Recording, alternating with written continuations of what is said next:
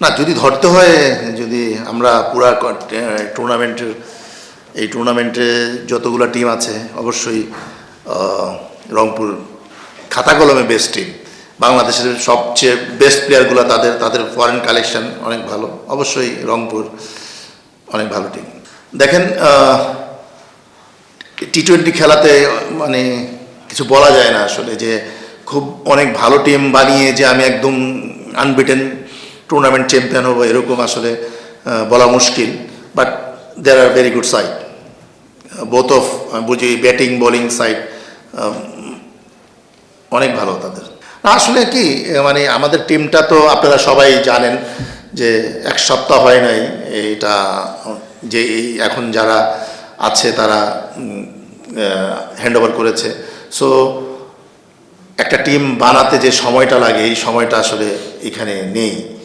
So চেষ্টা করা হচ্ছে, যে ব্যাটিংয়ের অবস্থাটার কথা বললেন আপনারা, সো এই জায়গাটা আমরা ট্রাই করছি বিদেশি প্লেয়ার দিয়ে এই জায়গাটা ফিল আপ করার জন্য। সো এত অল্প সময়ে খুবই কষ্টকর, এবং পাশাপাশি আরও ফ্রাঞ্চাইজি টুর্নামেন্ট চলতেছে। সো প্লেয়ার পাওয়া যাচ্ছে না, আসলে আমরা চেষ্টা করতেছি। সো তারপরেও আমাদের এইখানটা পূরণ করার জন্য হয়তো নেক্সট ম্যাচে আমরা মোহাম্মদ আসিফকে পাচ্ছি, পাকিস্তানি খেলোয়াড়। আর আজকে রসিস্টন খেলেছে, সে তো কালকে আমরা তার সাথে কথা বলেছি, কালকেই আমরা রিকোয়েস্ট করেছি আসার জন্য, এবং সে সকালে 10:30টায় এসে নেমেছে এবং ম্যাচ খেলেছে। সো মানে থ্যাঙ্কস তাকে আমি যে দেই, যে সে খেলার জন্য রাজি হয়েছে আর কি।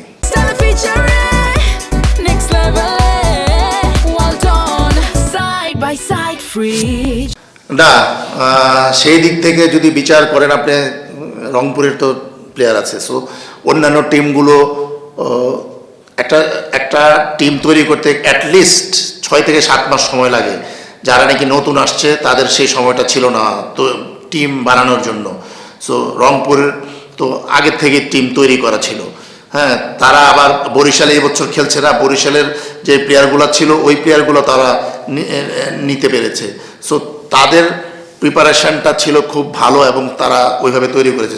যদি এরকম সময় পাওয়া যায়, আমার মনে হয় যে যতই ফ্র্যাঞ্চাইজি হোক না কেন প্লেয়ার কালেক্ট করা যায়। প্লেয়াররা ডিপেন্ডস অন মানি, টাকা আপনি যত ভালো দিবেন প্লেয়ার তত ভালো পাবেন। সো এতে কোনো সমস্যা হয় না আসলে।